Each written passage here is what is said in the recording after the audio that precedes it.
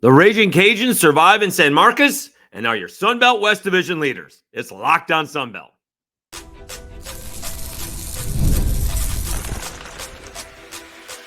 You are Locked On Sunbelt, your daily podcast on the Sunbelt Conference, part of the Locked On Podcast Network, your team every day.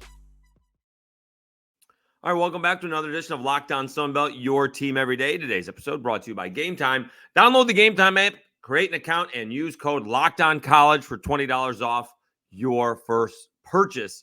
I'm looking to use one to go to the Louisville basketball game on Monday. It was season opener, I believe. All right, we'll get to the Keyon Martin injury. Apparently, he's okay.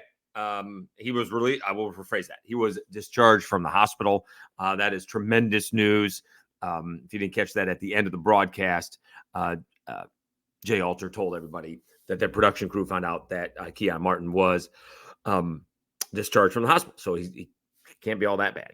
We'll get to the early betting lines as well for the rest of the Sunbelt action. But the Cajuns survive in San Marcos and kind of mirror games, right? Where Texas State had a couple of chances to put a couple of touchdowns on the board and take big-time control. Cajuns get one big touchdown run from Draylen Washington.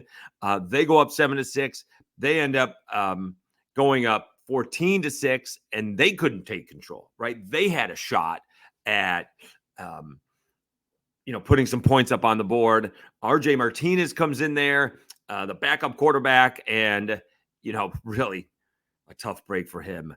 Kyron Mims gets the tip that allows Tyrone Lewis Jr. to get that interception, and we'll recap it all. It was a heck of a ball game, but it was first Texas State couldn't get on the board and put touchdowns on the board, and then the Cajuns couldn't do it. And fingertip was the difference in the ball game. All right, so obviously we all know what was on the line: the Sunbelt Division lead in the West, and really to be able to take control. Texas State may or may not be eliminated. Again, their 2024 season is looking a lot like South Alabama's 2023 season. Like, they were supposed to be the best team in the West, and they're not. And that's a tough home loss for Texas State. Do hope Jordan McLeod is okay. We forgot to say that. He came out right at the end of the first half, and he let the ball on the ground. I don't know if that would have been ruled a fumble or not, but he lost control of the ball, and somehow Texas State was able to get it back. The Cajuns offensive lineman couldn't reach it, and the Cajuns would have had good field position with about 30 seconds left in the first half. But we're hoping Jordan McLeod is okay, but he tweaked something that would not allow him to come back in the ballgame. So having said that, right, Jordan McLeod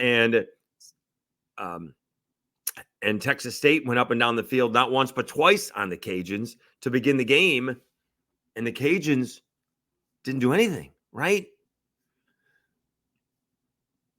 They had a 11-play, 71-yard drive, 3 minutes and 44 seconds. They had to settle for a field goal. And I do agree, all right, to kick the field goal. And I heard Rocky Boyman talking about it, color analyst for ESPN. Take the points in this case. They did get it. I could understand it if they did go for it, but, I mean, it was at the 4-yard line, so maybe not. Maybe it was at the 2. It got down to the 4, so kick the field goal. Take the points, all right? And he did. He wisely did. And it was 3-0. Cajuns come back, and 4 plays and out. They had the ball for less than 2 minutes. Then Texas State gets the ball back. They had 25 plays for 69 yards. Nice. 14 plays for 69 yards. Nice. But their first 2 possessions were 25 plays for about 10 minutes of football, and they had 6 points to show for it. And as a fan, if that was, the team I'm rooting for or the team I'm not rooting for, I'd be like, we just didn't put them away. We had a chance to take control of this ball game. This is where we talked about it in yesterday's episode with Cody Juneau. Does Mike Desimo have to change anything up? Well, up down 6-0, he doesn't. It's a 1-score game. Doesn't have to change the thing. If it's 14-0, he may have to go for it where he doesn't want to go for it because you can't take a chance that it's going to be 21-0. before you get the ball back again. And so not taking advantage of those early possessions, obviously was a big part of this game. And then, to be honest with you, Kevin Foote said it. I didn't like a couple of the play calls early on, and yet you end up with Draylen Washington for a 64-yard run on 3rd and 10. I didn't like that at all. I think earlier in the drive, it was 2nd and 12, and they ran Draylen Washington for 3 yards. I didn't like that play.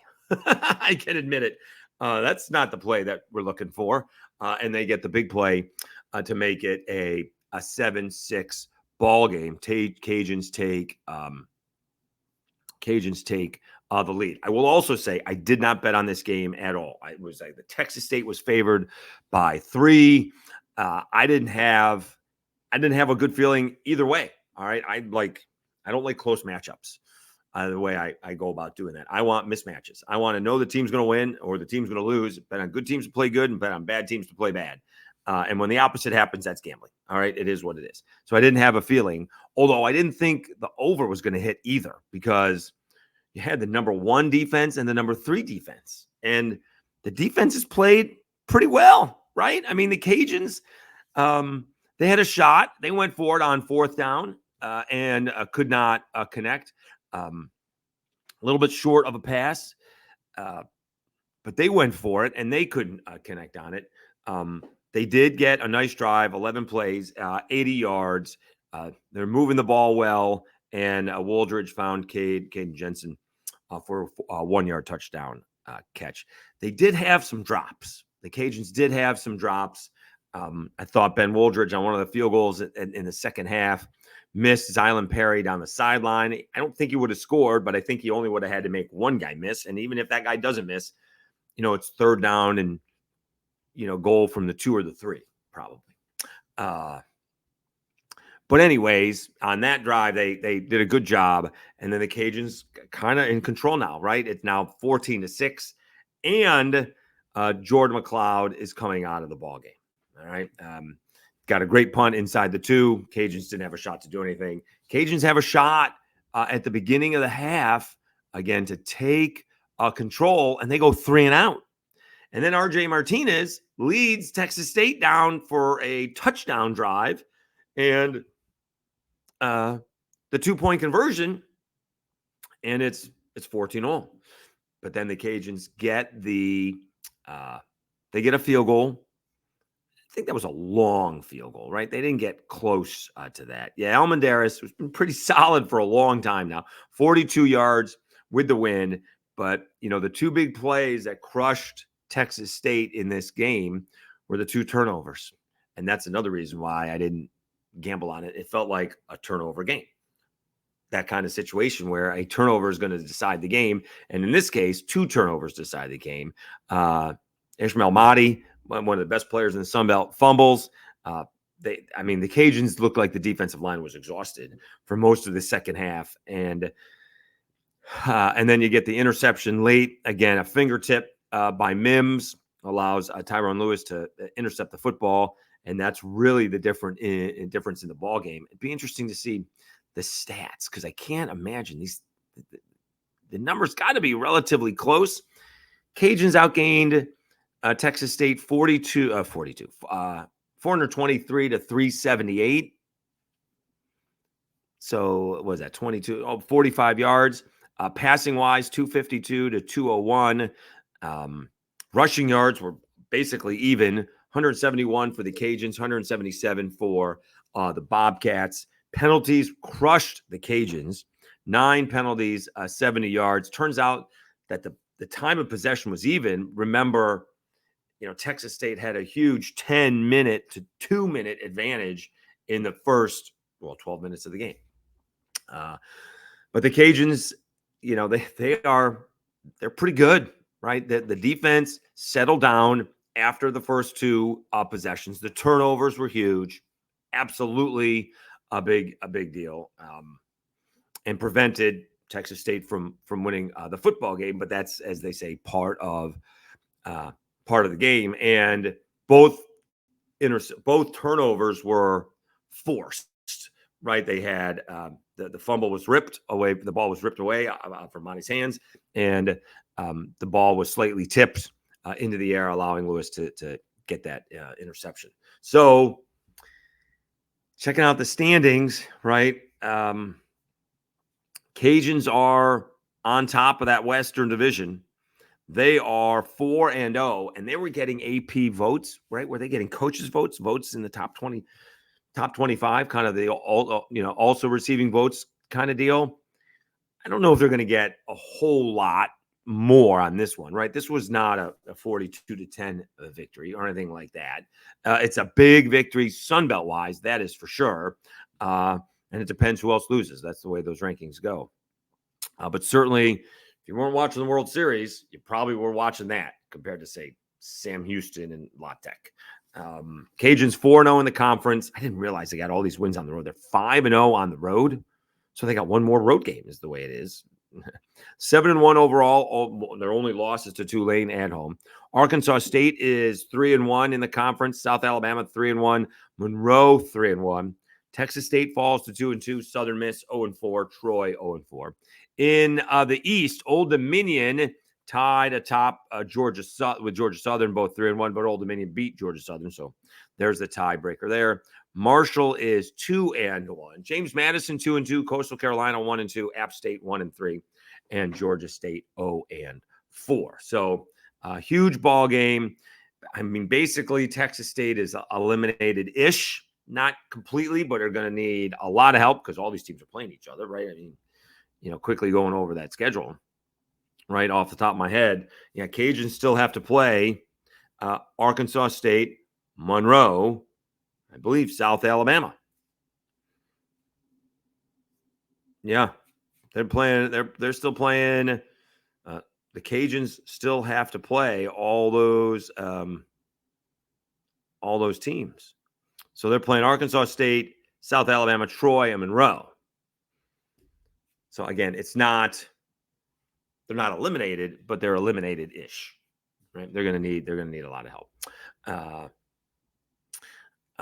Carol Ritchie from the Ticket in Jonesboro said, only the Cajuns in Arkansas State control their own destiny. Of course, forget it. Meaning they're the only ones who can win out. They don't need help from somebody else. So it'll be interesting to see. Arkansas State does come to Lafayette to play the Cajuns. But a big ball game. Cajuns defeat Texas State. I don't know if I said the score, 23-17. Cajuns didn't think this would be the case. Go into San Marcos, not score a touchdown in the second half, and win. Yeah, I didn't think that'd be the case. I'll be honest with you. I did not think that was going to happen. But we know, Jordan McLeod was out, but the Texas State, and they put up 6 points on the board in the first half. 2 field goals. They didn't even get a touchdown in the first half. That's how good that Cajuns defense is. They are, they're good. All right, we'll take a timeout. We'll talk more about this ball game. Keon Martin injured, but apparently he is okay, or at least released from the hospital. And we'll do the early betting lines as well. We'll do that after I tell you about Game Time.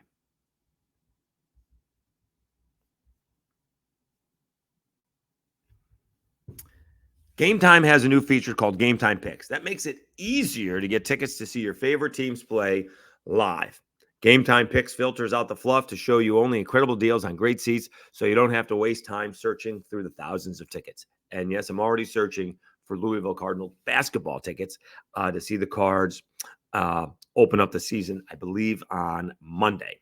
You can get priority with those Game Time Picks. Curation makes it easier to save more on sports, concerts, comedy, theater, etc. You get that all in pricing. When you toggle that feature, it shows the total upfront with no surprise fees at checkout, and you get those seat views. I did that for those Eastern Conference final tickets that we surprised my nephew DeSamo with. Get a panoramic view from your seat in the app before you buy. They were the Eastern Conference semifinals, right? Yeah, Knicks and Pacers. You get that lowest price guarantee, or Game Time will credit you 110% of the difference, and you get that Game Time ticket coverage. Your purchase is covered with the most flexible customer service policy in the ticketing industry. Take the guesswork out of buying tickets with Game Time Picks. Download the Game Time app, create an account, and use code LOCKEDONCollege for $20 off your first purchase. Terms apply. Again, create an account and redeem code LOCKONCOLLEGE, Locked On College, for $20 off. Download Game Time today. What time is it? It's game time.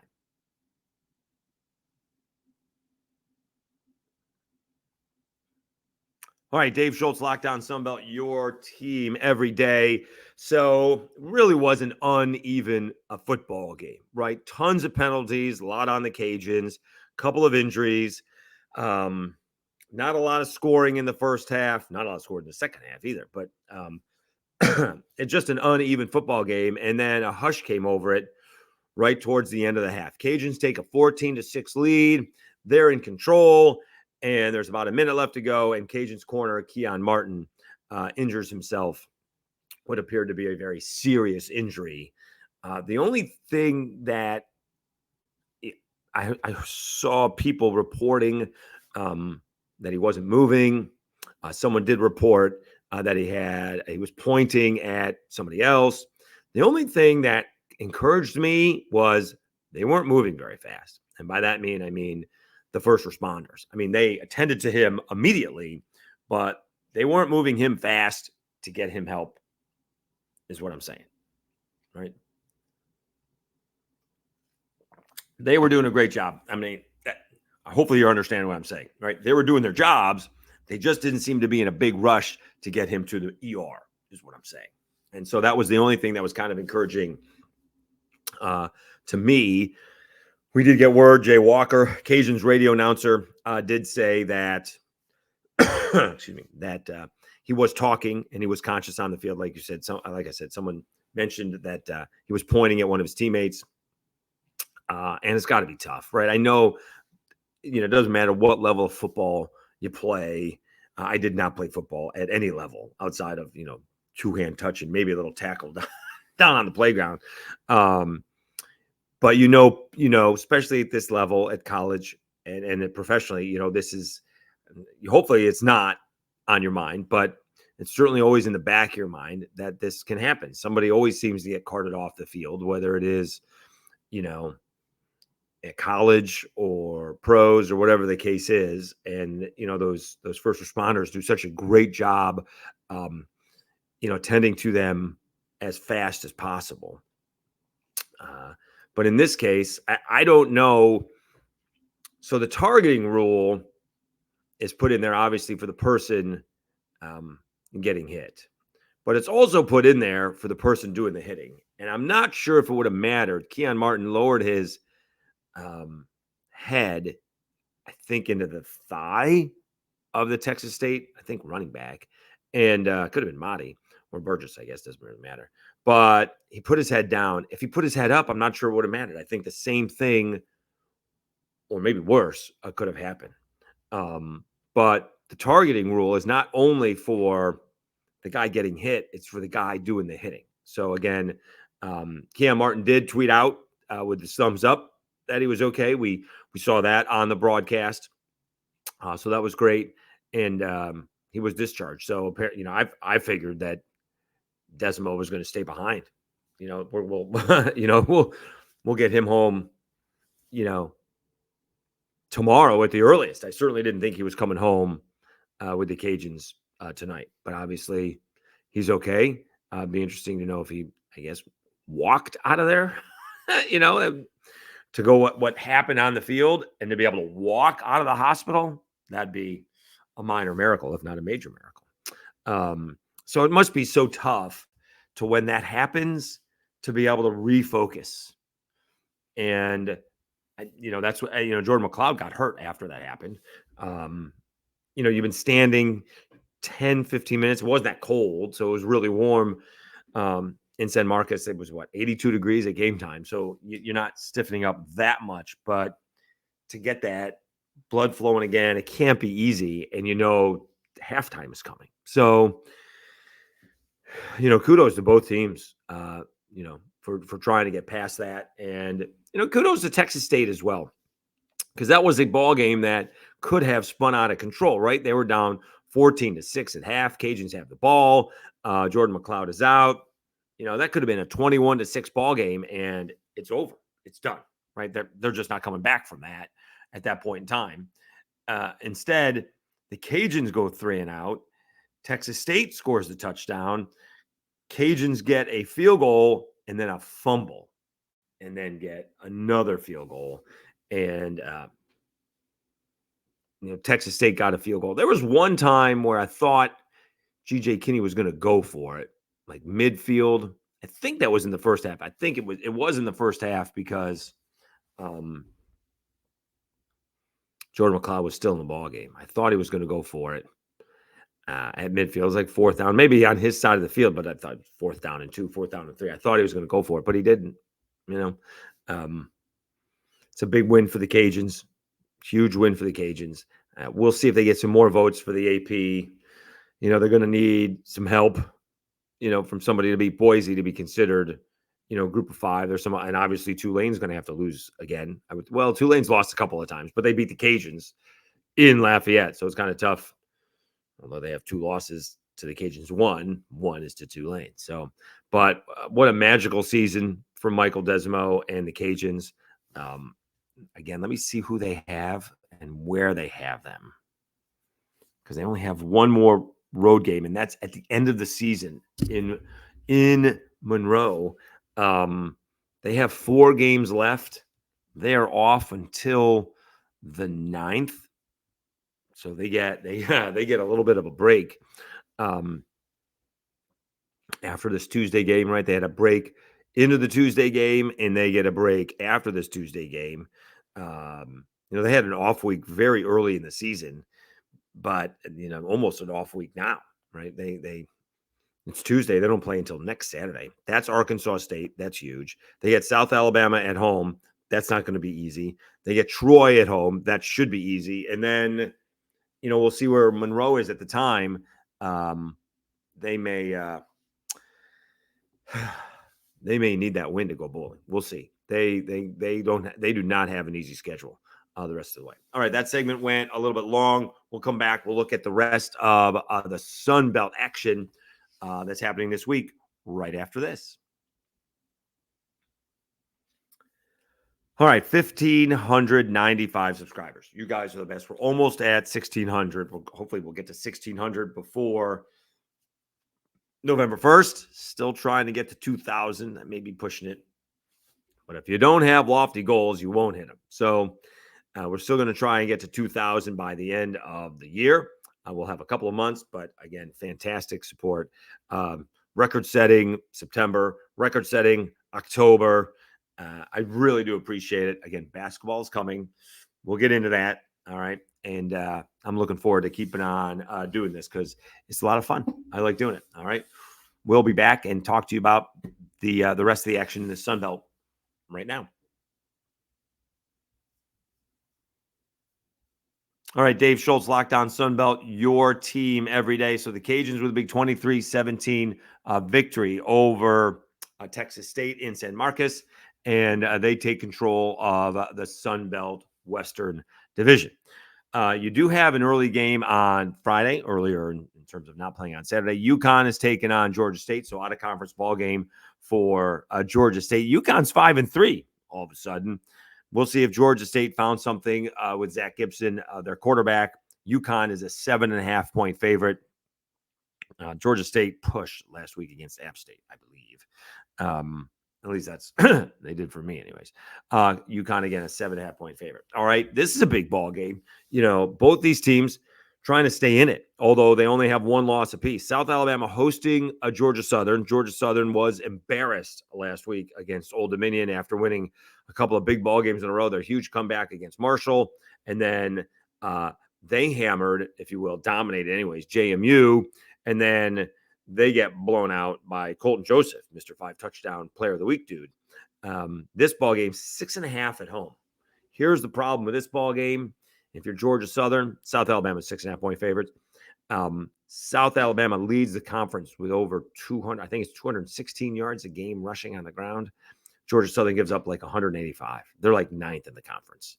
That does not bode well on the road for Georgia Southern. Oh, we shall see how that one goes. App State looking for 2 wins in a row. They're taking on Old Dominion. This is a tough one. Old Dominion is actually favored. That's a little bit shocking. App State was actually favored in this ball game. App State was favored in this ball game by 3 when the lines came out, and now Old Dominion is favored by 2.5. I think Old Dominion is the better team, and they need it because they're atop the Eastern Division in the Sun Belt. They need to win this game badly. That's a tough spot. We'll see. App State, I don't think they played very well against Georgia State, but they did get a win. They did snap their 3-game losing streak, and we'll see how they do this week. Some of these games are tough. Usually I like to bet on somebody, maybe the South Alabama ball game at 6.5.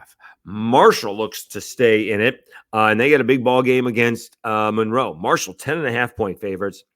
Monroe coming off their worst performance, certainly in the Sun Belt and outside of Texas, their worst performance of the season against South Alabama in a ball game that turned on a bad snap that turned into a safety. Again, we'll see how mature, if that's the right word, how Monroe is. It's not necessarily if you win or not, but do you make it competitive? If you get blown out again, then some of that, bloom is coming off of the rose because you were winning games at home. You did go to Troy, and I think you won there. But you all of a sudden, again, it changes. You're not the, they're now the hunted instead of the hunter, right? Now people are giving Monroe their A game, and that's what happened against South Alabama. Marshall, big 10.5-point favorite at home in Huntington. And this will be interesting. Coastal Carolina changing offensive coordinators. They're going into Troy. Coastal is a 4.5-point favorite. So this one we wondered because Troy had a shot at Arkansas State, throws an interception at the end when they could have lined up for the game-winning field goal or game-tying field goal. But is there the tunnel? I don't think they're in the tunnel. They certainly don't see the light at the end of the tunnel. But do they even see the tunnel? This is the kind of game, can Troy win this football game? I know it's with backup quarterbacks. Can they win this football game? And if you do, because winning on the road is hard. All right. That's why that game by the Cajuns is so impressive. Winning on the road is so hard in college football. We'll see if Coastal can do it. All right. We'll see if Troy starts to believe a little bit of confidence in themselves, right? They were way down to Arkansas State, took the lead not once but twice, and had a shot at the end. A little confidence, as I'm finding out at work, goes a long way. All right. So we'll see about that one. That's an interesting line. Coastal being a 4.5-point favorite on the road at may be, right? I mean, you have some competition in there, whether it's Southern Miss, Georgia State, or Troy, the worst team in the Sun Belt. So it's not an easy spot for Coastal. We'll see if Troy picks it up. All right. All right. Again, thank you so much for tuning in. It is getting late. We got to go to bed and get up early to head to work tomorrow. But big win by the Cajuns. Again, thank you so much for tuning in. And we're really thrilled that Keon Martin appears and sounds like he is okay. All right. Thanks so much. I'm your host, Dave Schultz. You've been listening and watching to Locked On Sunbelt, your team every day.